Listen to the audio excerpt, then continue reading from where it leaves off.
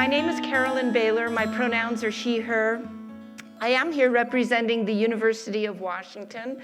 So to start with a few acknowledgments and disclosures, the University of Washington resides on the historic lands of the Coast Salish peoples, and so we want to honor their presence and their stewardship of the land. I would like to disclose that my work is supported not only by my employer at the University of Washington, but also research support from the National Institute of Deafness and Other Communication Disorders, and also appreciate conference travel support to be here today. So as Kathy mentioned, I am from Montana, so whenever I get an email or a phone call that starts with the words, "Would you be willing to come to Montana?" I just kind of stop the person right there and say, I don't care what you're asking me to do. The answer is yes. And just to give you a sense of how much this conference is bringing me back to my roots, if you have about 20 or 30 minutes over lunch or a break and you want to go on a little jaunt for about 1.5 miles, the top arrow on this is where we are located in this conference. And by going a few blocks, you can swing by the hospital where I was born, the house where I spent the first 9 months of my life, and you can be right back here in your seat before we even noticed that you were gone. So I am really in the neighborhood where I started. I only lived here for about 9 months, so I don't remember Helena at all. We then moved to Missoula, where I grew up. And after all the kids were out of the house, my parents moved to Bozeman, which is really our family home. Both my parents are from there. So yes, Montana is in my heart, and I do know just enough about Montana that if I'm going to stand up here and talk with any authenticity today, we need to talk about my lineage, right? This matters. And all I'm going to do is claim neutrality. I didn't attend either, because at the time we didn't have a speech pathology program here in the state of Montana, so I had to leave the state. I have family who have attended both, love both cities. I'm good, I'm neutral. What I am going to talk about today is PROMs, not the dance, the patient-reported outcome measures, the fancy definition of which is any sort of data that we collect directly from our patients without any filters or interpretations by us as the healthcare providers or anybody else. Common everyday language, these are questionnaires of various types, right? And I know that you all probably use PROMs or patient-reported outcomes. If you use a symptom questionnaire, if you use a depression screening, if you use a rate your pain on a 1 to 10 scale, you are already using PROMs. So I'm going to talk very little about trying to convince you to use them, but what I would like you to do in our time together here today is challenge yourself to think, how can I take my use of PROMs that next level up, that next stage further? Because I think a lot of times we tend to use them and then put them in our folder and kind of stick the data away, and we don't really optimize what we could do with them. So what I want to talk about today is briefly making a case for PROMs. How can you select a high-quality PROM to use or PROMs to use? If you can't find one you like, how do you create your own and use it in a valid, reliable way? I am a speech pathologist, so I need to talk about how do we make these communicatively accessible to everyone? And then how can we use that data to inform and advance our patient care? Before we launch into this agenda, just briefly, if you're wondering, well, yeah, what do I know about PROMs? I have done a little bit of work with that in my research. I focus on the concept of communicative participation. And by that, we really mean, how are you doing with the communication aspects of your life? Think about your communication with family, at home, at work, social activities, whatever you do. How's the communication going? I work with adults with acquired communication disorders across a lot of diagnoses. I'm not tied to any diagnoses. So stroke, Parkinson's, multiple sclerosis, head neck cancer, voice, across diagnoses. and expanding to work with family members and their perspectives as well. So this is a 10-item short form of probably the PROM that I've done the most work with. It's called the Communicative Participation Item Bank. Horrible title. I didn't consult with the marketing department when we put it together, so it's the CPIB. But what it's intended for, again, adults with communication disorders, but it doesn't ask about any symptom. How does your speech sound? How's your language doing? It's really asking, how are you doing in various situations in your life? So it's asking about interference or difficulty with things like talking with people you know, talking with people you don't know, talking in groups, getting your turn in a fast-moving conversation, etc. And people can rate their responses anywhere from not at all, meaning no problem at all, to very much, a big problem. One of the new projects we're working on is a questionnaire on social support for communication, because we know that how people are doing with their communication depends a lot on the support or lack of support they're getting from the people they're communicating with. And so in this new questionnaire, we ask the person with the communication disability things like, how often do people interrupt you when you're trying to communicate? How often do they finish your sentences? How often do they hang up the phone on you? These things happen. And because we are trying to get the input of family and friends and communication partners, we have a version for them which says, family member, how often do you find yourself interrupting this person? How often do you find yourself avoiding communication with them? And so we're really trying to use these to kind of promote family-centered, holistic care. So these are some just brief examples of projects I'm working on that I'll refer to a few times as we go through our time together. So let's get started with topic number one, and I'm going to insert a few pictures from Seattle, our campus at the University of Washington, to share that with you. This is our picture of our quad in March when our lovely cherry blossoms come out, and one of the 5 days a year that it's not raining. We do get blue sky on occasion. So I do want to make the case for using patient-reported outcomes, and I want to thank Kathy, who kind of did this work for me, so I can skim through it a bit. But what is our role with our patients with stroke? Our role is to help them optimize their life participation in whatever that means to them. And part of that means helping them with their function and their skills, their mobility, their grip strength, their balance, their speech, whatever it is. But it's not just that. It's not just physical function. We want to help them to be able to do whatever it is that they want and need to do in their life as fully as possible. So we're going to work on physical function, but we're also going to work on their environment. How do we help their environments that they live and function in to be as accessible to them as possible? And we're going to help them with that whole personal coping, emotional, psychological aspect of their care. And all of this comes together in life participation. So Kathy mentioned the World Health Organization ICF framework, this biopsychosocial model that really helps us think holistically about all the facets of care we should be paying attention to in stroke rehabilitation, because all of it matters. Disability is not shaped just by the physical injury or impairment. It's shaped by the biological aspects, the environmental barriers, the personal coping. So I kind of use this model. It's a little simpler to think about, same ideas. But when we think about measurement, how do we know what's happening in each of these components? And how do we know that things are getting better with our interventions? Well, as clinicians, we're really good at measuring physical function and skills. We can measure how far can that person ambulate using their cane.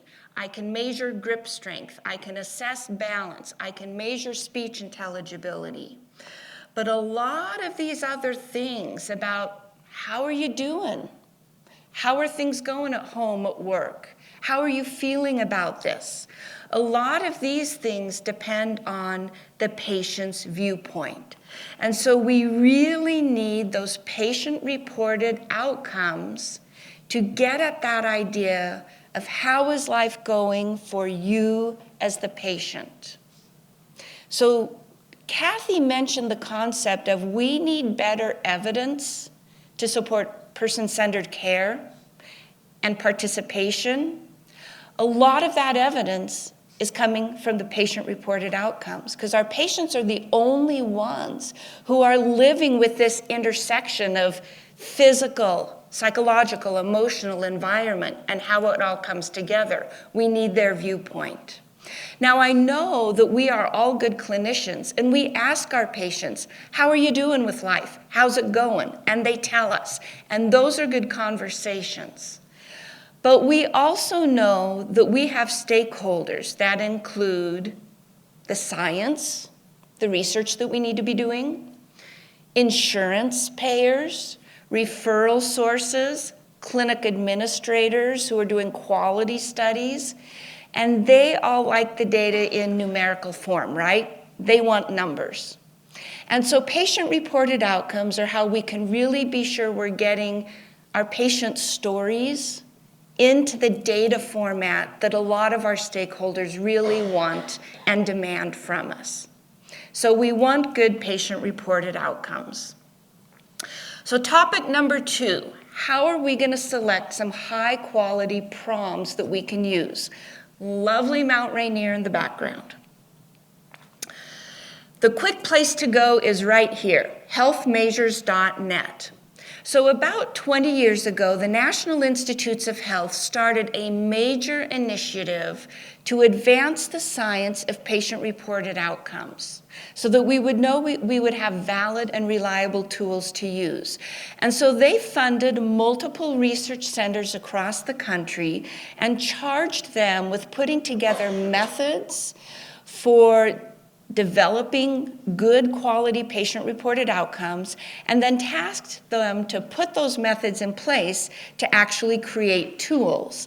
And so out of that, we got several initiatives. One is NIH PROMIS, which stands for Patient-Reported Outcome Measurement Information Systems. We got NeuroQual, NIH Toolbox, and all of these are systems of a wide range of numbers of patient-reported outcomes.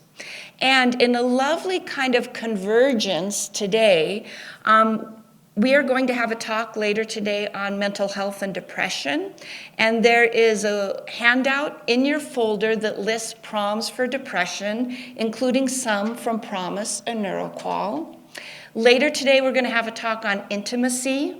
There are proms in PROMIS on sexual function. There are proms in the system on anything you could probably want to measure, it's here. And they are all free to download and use. So I really advocate, if you want to look for some new proms, start here at this website and see if they give you what you want. Now, there's a lot of other proms out there that aren't from these groups. You might be looking in the research literature and finding things you want. So what can you kind of do to assess, is this a prom I should use or not? And here's a few tips. One is just the good gut check for face validity. You know what your patients are dealing with. You know the types of things you're working with patients. Just read the prom carefully to say, is this asking the types of questions I need to know from my patient? And trust your judgment. If I'm wanting to ask about physical symptoms, does this prom ask about the symptoms? If I want to ask about coping, does it ask about what I think I need to know about coping? So part of this is not fancy science. It's just, reading and making sure this is not just a random set of questions. These are questions that can really guide my intervention. Another thing that's really critical to look at is that were the stakeholders who live with this diagnosis included in the development of this tool? And this is one of the big things that came out of that whole NIH initiative. We know the saying, nothing about us without us. And this is where we include people who live with the condition in the research process of developing these questionnaires. I really like this quote. It says, many questionnaire items can be perceived by clients as irrelevant, meaningless, or built on the researcher's point of view rather than on the client's needs. And the resulting data can be patient-reported, but being totally personally irrelevant to our patients. So if we took all of us sitting in the room and the people on Zoom, I'm imagining we have hundreds of years of clinical experience with thousands of patients among us, and we could probably feel a little confident that we could put a good questionnaire together. And I guarantee if we put that questionnaire in front of people with stroke, they would probably rip it apart and put it back together again and say, let's talk about what's really important. So we do this through a process called cognitive interviewing. In the PROM development process, we sit down with people who live with the diagnosis, we work through the draft questionnaires with them, and we say, tell us what we need to change. What do you like? What do you don't like? What should we change? And they always bring things to light that we as the researchers just don't see, and we as the clinicians didn't know to ask. So to prove the point, I thought I would share a couple of examples from the participation questionnaire we have developed. So when we first started developing our CPIB questionnaire, we thought, what do we want to ask patients? And so we put our item STEM, that lead-in point question, to be satisfaction. So all our questions said, like, how satisfied are you talking with people you know? How satisfied are you talking in groups? And our initial cognitive interviews, we got shut down with that from day one. People said, do not ask us how satisfied we are. That just doesn't capture it. What we want to tell you is how hard it is to live with the communication disorder, the problems this causes us, the barriers we face in our life. And if you want to know what this experience is like, we need to tell you how hard it is. And asking us how satisfied we are just doesn't get at it. So we said, okay. So that's where we came up with them the wording about asking about interference and difficulty. Another item that we had is our initial item asked about using humor in conversation. So now we knew to ask about, like, how difficult is it to use humor in a conversation? And they said, I can't answer that. And we said, well, why not? And they said, well, there's a lot of different types of humor. And some of them are more difficult than others. So if you put them all together in one item, we don't know how to answer it. And so what they said is you have to separate these out into different items. And there has to be an item about telling a funny story or joke, like the scripted, the man and his dog walk into a bar and blah, blah, blah, blah, blah. We all know scripted jokes versus the off-the-cuff, pun or comment that just comes up in the spur of the moment. Those represent different types of humor, different levels of difficulty. So we now had to have multiple items about humor. Last example I'll give about this, we recently completed a revision of our CPIB item bank to make it welcoming and accessible for people who are gender diverse, transgender clients seeking gender-affirming communication care. And we wanted to be sure that the wording would be acceptable to them. So as we went through the items with them, one of the phrases that kept coming up was family and friends. So in the original version, we have several items that refer to communicating with family and friends.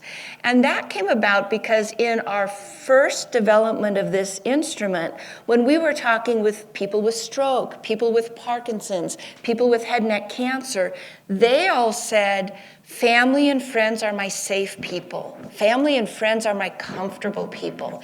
They know me, I trust them, they'll be patient, they'll be tolerant of my communication difficulties.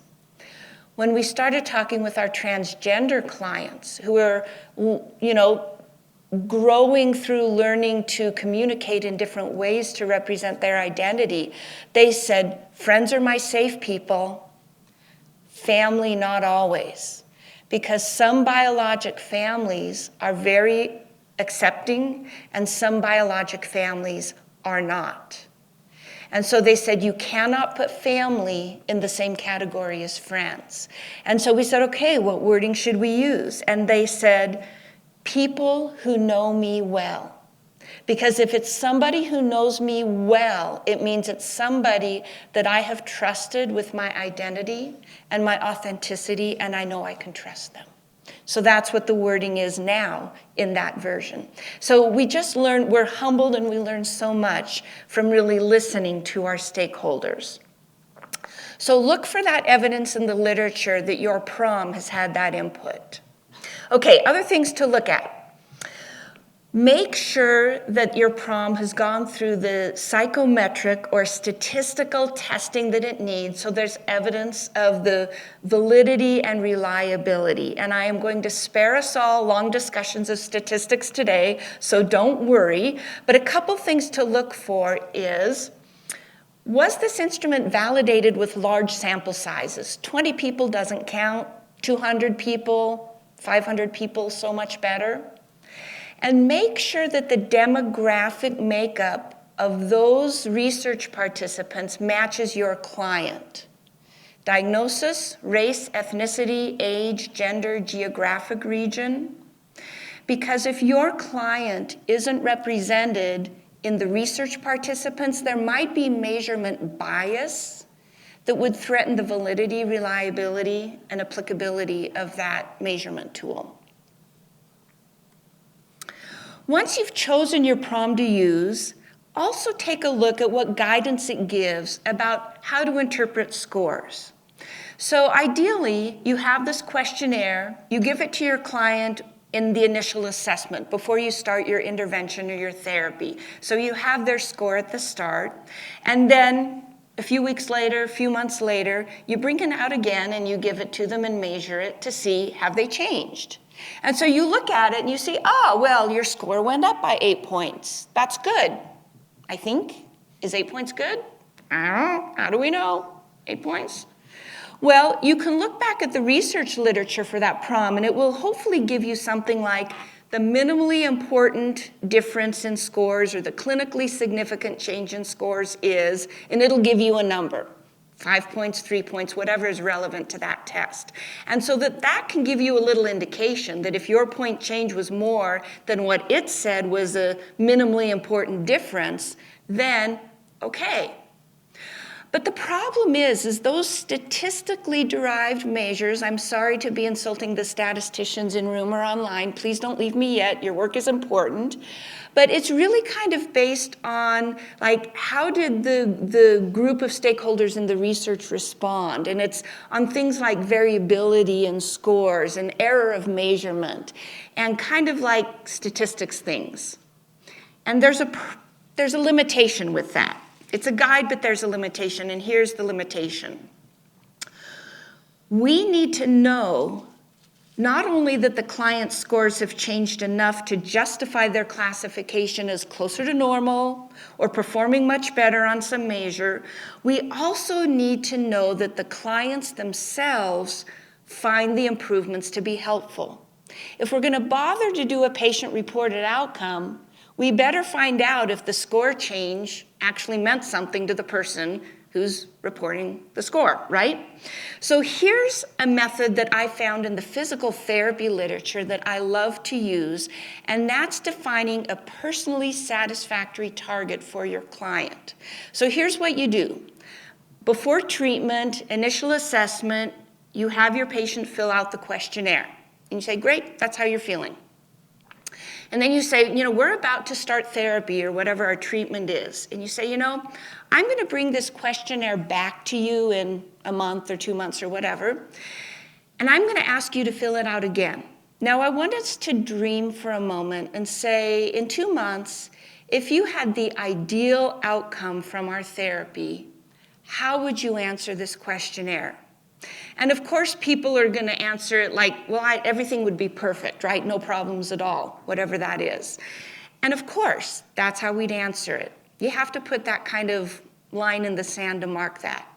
And then you say, okay, now, I want to go back and have us go through this questionnaire one more time. And this time I want you to think about how you would answer it, not if we can get the ideal outcome, but if we could get an outcome that is satisfactory to you, that would be meaningful to you. How would you answer the questions? So this is what we found when we did that with our questionnaire. Of course, at the ideal, everybody would answer in this first column that's not at all, because not at all means no problems at all, no interference at all. And when we ask people, now these are all people with chronic conditions, and they know that these are chronic diagnoses. As many of our people with stroke know that they're going to live with long-term physical impairment. And so when we said, what would be your satisfactory outcome, the most common answer we got is if you could get everything to a little bit of a problem, I'd be satisfied. And the second most common pattern we saw is whatever they answered for their current status, they would say, if you could just move everything one column easier, I would be satisfied. So a lot of our patients are able to make kind of that balance of realistic but hopeful judgments. They know a cure may not be possible. They're able to tolerate some long-standing difficulties, but they want something to get better. And so this then allows us to really listen to them about what are the areas they really need to get better to be satisfied, what are the areas they don't care about, and now you can start to think about specific goals for them and tailoring the intervention for them, and that's really lovely. So what happens if your participants, your clients, can't do a patient-reported outcome? I'm going to circle back around to this again in a few minutes, but I want to acknowledge proxy report. So if your clients are very young children or adults who are too severely impaired from a cognitive linguistic perspective to do a patient-reported outcome, you can pull in a family member or somebody knows them well to use a proxy report with caveats. Do not be kind of flippant in just saying, oh, the spouse can answer that, the kids can answer that. There's a lot of red flags with proxy report. A couple are at the bottom here about accuracy. Over and over and over again, across multiple disciplines, multiple constructs, we find that the correlation between the patient report and a close family proxy report is seldom strong. Correlations are usually moderate to weak.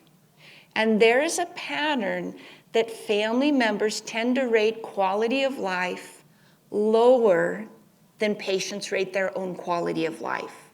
So if you are getting into making big decisions about treatment and what does this mean for quality of life, and you're turning to family to say, you judge your loved one's quality of life, be aware that the family members are likely to rate that quality of life lower than the patient would, and what implications might that have. Also think about how you're framing questions for the proxy rater. So let's take the first line, asking families to rate objective constructs versus subjective.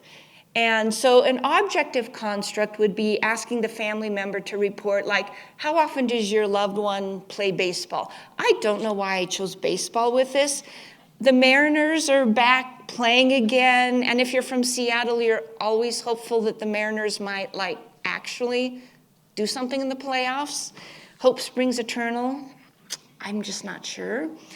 Baseball was on my mind. So how often does your family member play baseball? Well, that's pretty objective, right? I could say how often my kid, goes to baseball practice or my spouse goes to baseball league or whatever. But if I get to the subjective construct of how important is baseball to your loved one? Well, that's asking me to get inside their mind. And I could probably make a judgment, but that's where the correlation goes from pretty good to not so good. Also think about the bottom option here. If I ask the loved one, in your opinion, what do you think your loved one's quality of life is? That's different than asking the loved one, how do you think your loved one would rate their own quality of life? The bottom option, that second option, is asking the family member to get inside their loved one's head. And while we might want to do it, again, that's where we can run into trouble, because even if many of us are very close to the loved ones in our life, our loved ones don't know all of our thoughts and feelings. So it's more authentic to do the first, to say, you family member, in your opinion, what do you think your loved one's quality of life is? So really just be thoughtful about proxy report and stop and kind of use those caveats and those judgments. And do indicate in your documentation that this was done by a proxy. Okay, last thing I'll mention about selecting and kind of working your way through published PROMs is language translations and cultural translations. Be sure, if at all possible, to provide a PROM in the language that is most comfortable for your patient. And often translations are available. Again, that NIH Promise Initiative, they have a lot of translations available. There's a whole science behind PROM translation, and so it's really good if you're going to use a PROM on an ongoing basis in various languages to find them that have gone through kind of a rigorous translation process that is then, again, validated in its own research study. And it's also important to remember that it's not just about translating the language. There can be cultural differences. So let's say you're working in English, as many of us do in this country. Even giving somebody a PROM that they can technically read and answer in English, there may be aspects of the content of that questionnaire that aren't as culturally relevant to that client. And so it's always good to follow up with a question about it to say, are there things in your experience that we didn't really get at in this questionnaire to capture potential cultural differences? Okay, so on to topic 3. Our image here is of the Harry Potter room in our graduate reading room at the University of Washington. So if you have Harry Potter fans in your life and you end up in Seattle, come to our graduate library and take a peek. Topic 3 is what happens if you can't find a PROM that suits your needs for the client. You can create your own. It's allowable, it's recommended. So how this comes up is often when you're listening to your client and they're talking about a life experience, whatever that might be, and they may be using words to describe that life experience that you don't have a published measure for in your file cabinet, whatever those words might be. They're talking about feeling nervous about a situation, not feeling confident, feeling whatever.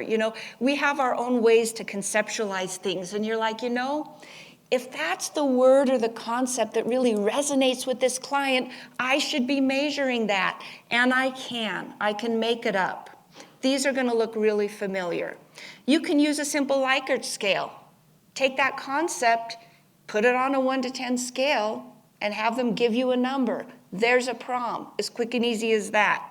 So in this one, I'm envisioning a situation where I have a client who is maybe thinking about returning to work after a stroke, and they're concerned about their communication at work, and the thing they're really kind of struggling with is just their comfort. Maybe not the technical aspects of, are people understanding me, or am I getting the job done, but am I just comfortable doing this? So I'm going to make a 10-item rating scale about feeling comfortable at work. I'm going to define my 1 as not at all comfortable, the 10 completely comfortable, and the patient can just tell me or what number they want to rate or circle the number or however they want to do it.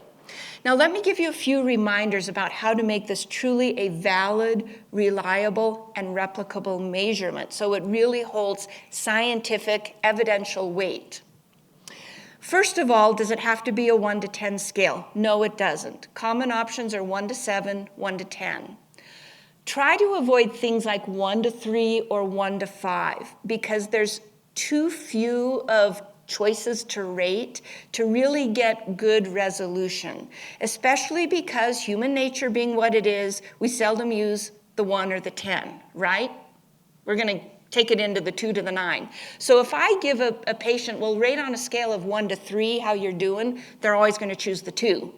And then you can't really measure did they change. So use 1 to 7 or 1 to 10. Label the anchors, which are the 2 endpoints. So we're reminding everybody what it is that we're rating, this idea of comfort. And the 2 ends should be the completely opposite of the same construct. So not at all comfortable, completely comfortable. I would not want to do something where 1 is not comfortable and 10 is really happy, because comfort and happy are not quite the same thing. So use the same term at the end of your anchors. And then I've put in the box here, how do you write that up in your documentation? Again, this is data that needs to go in our reports. Don't hide these, document them and use them. So you define here in your report the scale. On a scale of 1 to 10, with 1 is not at all comfortable, 10 is completely comfortable, write that out in your report. Don't assume the reader will know what the numbers mean. And then say the client rated their comfort communicating in their valued situation at work as a 4. And now anybody can go replicate that measurement. You can replicate it again in 2 months. It's there, valid and reliable. Now, one problem with the Likert scale, everybody will do this. They'll say, can I put the mark at a 5.5? We are not good at commitment. We cannot circle a number. So to get around that, we use visual analog scales. So this is where you draw a line that is exactly 100 millimeters in length. You get out your ruler and you make it 100 millimeters. There are also online tools you can do this too. And then again, you label your 0 and you label the 100 and here's one example. My item here is how satisfied is our client with mobility around their home. Again, in this, I don't really care how strong they are or stable they are or what device they're using. I just want to know, are they kind of, satisfied with how they're getting around their house? And so in this, again, we define the scale, and then you can just hand the pencil to the client, and they can just make the mark on the line wherever they want to mark it. And then you get out your ruler and measure in millimeters from the 0 end, and that's your number. And so again, in the documentation, define the scale. You can put their number as to what it is, and then again, you hang on to this and go back later. One of the nice things to do on this is take a blank piece of paper and create a blank visual analog scale with the 0 and 100 and then laminate it so you don't have to keep measuring over and over. And then you can use dry erase markers all the time to just, mark it, draw it up, erase it, and you're good. Okay, so this slide has some of these tips for using these scales. I'm not going to go into it. I just talked about it. This is here in your slides if you want to go back later for some reminders. Another example is self-anchored rating scales. These are very similar to what we just talked about, but the difference being you don't just automatically say the 0 is not at all and the 10 is completely whatever. You define the 0 and the 10 according to what your client wants those to be. So it's the self-anchored or client-anchored definitions.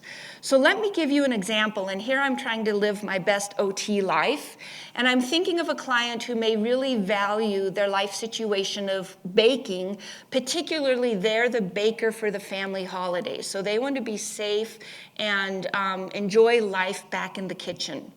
So I would ask the client, at the 0 end is your worst possible outcome. For you, what would that look like to you? I shouldn't assume that I know what that looks like. I need to ask my client, what does that look like to you? And so this client says, well, if I couldn't bake at all, that would just be the worst. And so then we go up to the 10 and say, that would really be kind of our most satisfactory outcome. What does that look like to you? And probably most people would say something like taking full independent responsibility for baking for family celebrations. But maybe your client has something else that would be really satisfying to them. So again, I want them to define that.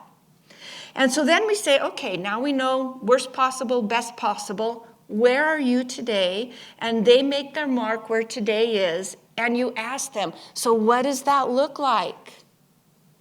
You marked a 4, but what does a 4 really mean? And so they say, well, you know, last week I helped frost the basic frosting layer on my grandson's birthday cake, had lots of help.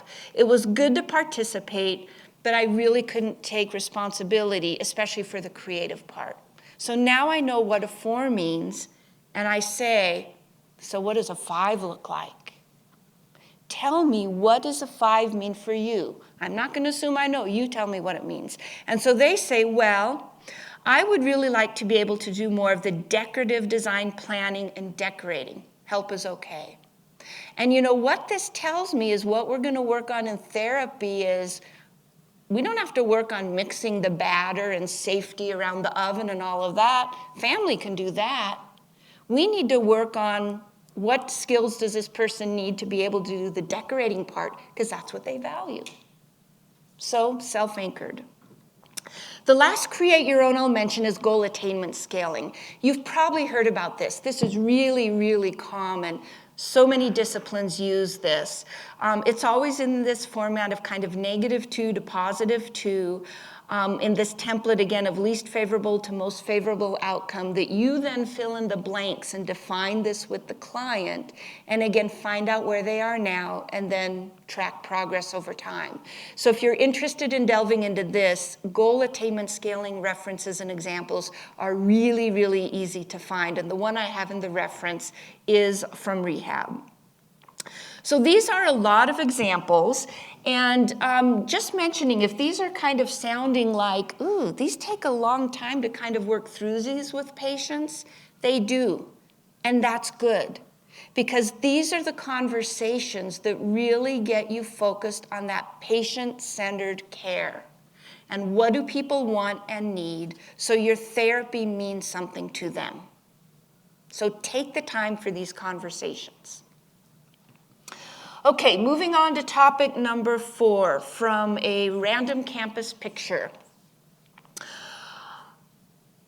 I mentioned as a speech pathologist, I need to talk about communication accessibility, and this is where we're going to have that conversation. People who have communication disorders are what we would call vulnerable in healthcare. They are more likely to experience adverse events. They report less satisfaction with their health care. They are more likely to have complex health care needs. And they are more likely to be excluded from conversations about their health care. We tend to assume that if somebody has aphasia, motor speech disorder, voice disorder, whatever it is, they're having trouble communicating, they can't participate in a conversation about their health care. Fill out a patient-reported outcome? No way. And the PROM just stays in the file and it doesn't even come out.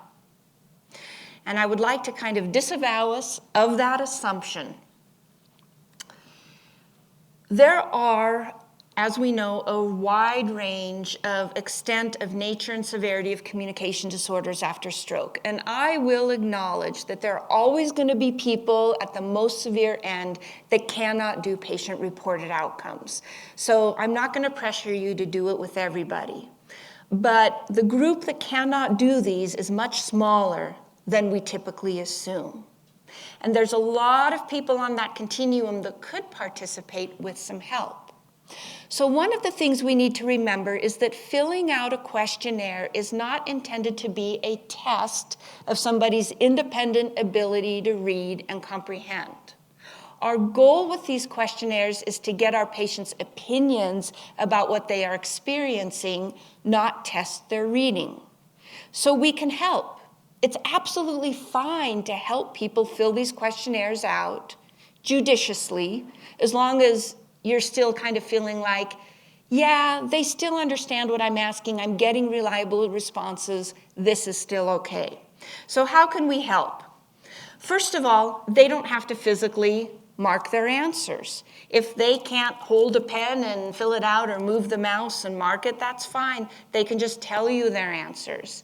If they cannot verbally tell you their answers, there's a lot of scanning methods we could do. So by scanning, we mean I, as the clinician, am going to read the item and each response option.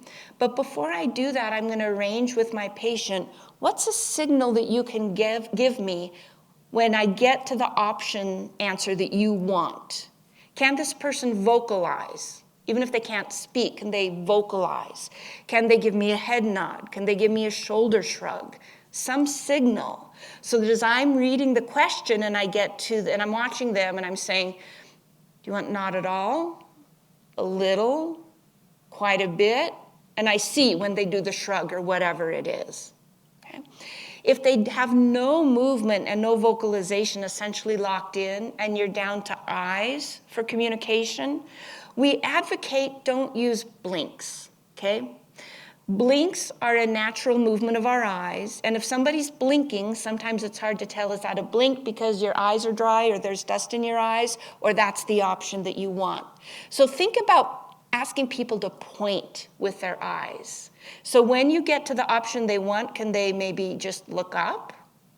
Or there's different eye gaze scanning systems we can use, and if those are too fancy, grab a manila folder out of your office, take the foldy end and cut a little rectangle out of part of the foldy end and open it up.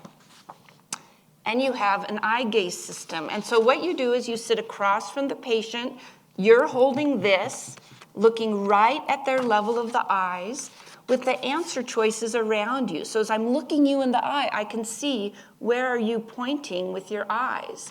So I put this just 1, 2, 3, 4 in case I have like my response options numbered 1, 2, 3, 4. You could put anything you want on these. You know, what flavor of ice cream do you want? I don't care. But, you know, there's a lot of ways you can get at a response if the person can't just fill out the questionnaire. If the patient has difficulty understanding the items, cognitive or linguistic difficulties, what can you do? Leave the questions in front of them so they can see them, but read the questions out loud as they read them to themselves, because sometimes hearing them and reading them helps people understand it. You can repeat the questions. You can rephrase the questions and simplify them a little bit. Can you make a yes/no question out of it? It's okay to take a little liberty to change the questionnaire a little bit if it helps them understand. You should probably document the changes that you made and how that might adjust, you know, how you report the scores, so you're transparent about it. But again, the most important thing is to get our patients' input on this. Another thing to consider is the visual layout. So a lot of our patients with stroke may have visual processing difficulties. And so if you hand them the questionnaire and there's just too much on the page, how can you simplify it? So this is how our 10-item short form looks. It's not very visually easy to follow. There is no scientific reason why it has to look like this. It looks like this because the journal editors wanted us to fit it on one page for page count in the journal, so we squished. Okay? This grid format is actually not ideal. So the simplest thing you could do is get out a blank piece of paper and cover up everything except the item that the patient's looking at, so they only have to focus on one thing at a time, and that could help. Sometimes understanding the response options is difficult, and a colleague of both Kathy and mine, Rebecca Hunting-Pompon, has done a lot of work on adjusting response formats to be more aphasia-friendly. So this is an example of a scale that uses a frequency response option where the items are asking about how often you experience stress in various situations, and the person is supposed to rate frequency, so never, almost never, sometimes, often, etc. If those words are confusing to somebody, what they have found is that keeping the words, but adding these little calendar icons where you see as the frequency goes up, there's checks on more dates in the calendar, and that helps conceptually to understand frequency. They've made similar adjustments with one about amount. So again, this goes back to the whatever they're experiencing, not at all, a little, quite a bit, very much.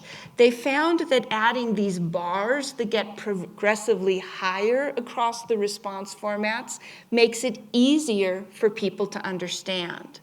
So a different way that we could do our items in our CPIB is we could do one item per page. We've kept the lead in there about the interference, and then the part that's specific to each question about like talking with people you know or whatever the situation in is bolded to make that stand out. We've used the bars. I also find that it really helps to remind patients about, what's the favorable end of the scale that things are going well, and what's the end of the scale that things aren't going well. And oftentimes when people kind of get that valence, they really can use the full scale. So again, adjust as you need. Okay, so we're down to our last topic, and I'll zip here in 2 or 3 minutes and make this point. How to really integrate PROMs into our clinical care. And this is what happens a lot. You have a PROM in your assessment battery, and you use it diligently. You have the patient fill it out. You may even report that data point in your assessment report. And then it's time for the therapy ship to set sail, right? You write your goals, you plan your intervention. And all those goals are around physical function, strength, balance, speech intelligibility. Not bad goals, we need them. As you go on in therapy, what do? You measure strength, you measure balance, you measure grip, you measure speech intelligibility. Not bad measures. But way back at the doc, we've got our PROM data saying, what about me? You left me behind in the assessment. Take me with you. If you want patient-centered care, I should be the focus of your goals, too. I should be what you're measuring to measure outcomes that shows that therapy is actually doing something. So we should be writing goals and measuring outcomes focused on patient-reported outcomes in addition to all the other things we write goals for. I'm not saying leave the other things behind. I'm saying add this in. So how do we make a goal? The simplest way to do it is use whatever scale you used to measure that patient-reported outcome, whether it's a score on a published battery or one of these individual patient-centered ones we did. So going back to our example of our client doing their baking, we have this 0 to 10 scale, and I could take this same 0 to 10 scale and just turn it into a goal. And here's what my goal would look like. On a self-anchored rating scale of 0 to 10, with 0 equals not at all satisfied, 10 equals completely satisfied. Again, you always have to define the scale and the goal so people know what you're aiming for. Describe the 0 to 10. So on this scale, the client will rate their satisfaction with their participation in their valued life situation of baking with family as an 8 by the end of 10 weeks. So we all know SMART goals, right? They are specific, measurable, achievable, relevant, time-based. And if you want to argue with me that this patient-centered PROM goal is not a SMART goal, we will take that up over lunch and I will debate it with you, but I would claim that patient-reported outcomes are ideal for SMART goals. I've got another example in here using a visual analog scale, but again, the format is exactly the same. So I will leave these to you to look back in your slides. I have included at the end of this talk a couple ideas for kids, and I'm guessing with our population being stroke, not a lot of us work with kids, although we do want to remember pediatric stroke. And so we need to remember to give voice to our pediatric clients. Most children, elementary school age and up, can participate in some level of patient-reported care. tailored to their age and ability. We may use parents for proxy, guardians for proxy. This was a great example one of my students used. Is just a simple stoplight for a child-reported scale of like how much they like talking in certain situations. And so again, there's ways we can give voice to even our elementary school age children.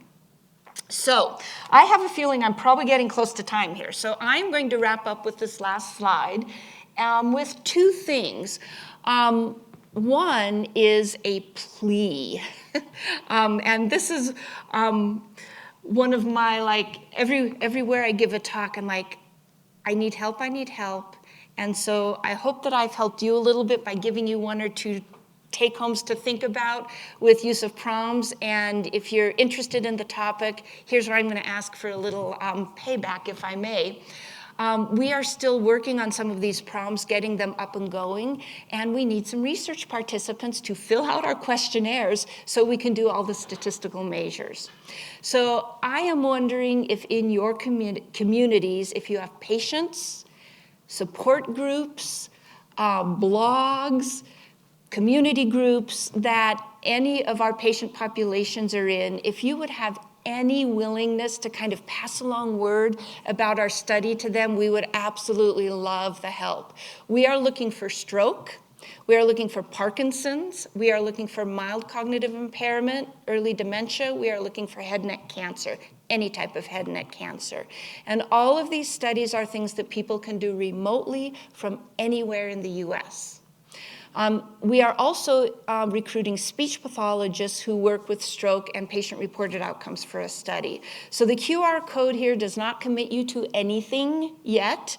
It is just a form where you can say, I'd be willing to hear a little bit more about this. I'd be willing to get a flyer and consider it, and we'll follow up with a flyer. So use the QR code, and I didn't bring enough flyers to hand out, but I have a couple I might put up at the front desk. So thank you for that. And the last thing I want to say is thank you. Thank you for the invitation, the opportunity to be here, the excuse to come to Montana, for your attention. And I really do hope that maybe I've given you just an idea or two of one or two things you might take back on Monday morning to your clients to continue to advance this patient-centered care in an evidence-based way. So thanks so much.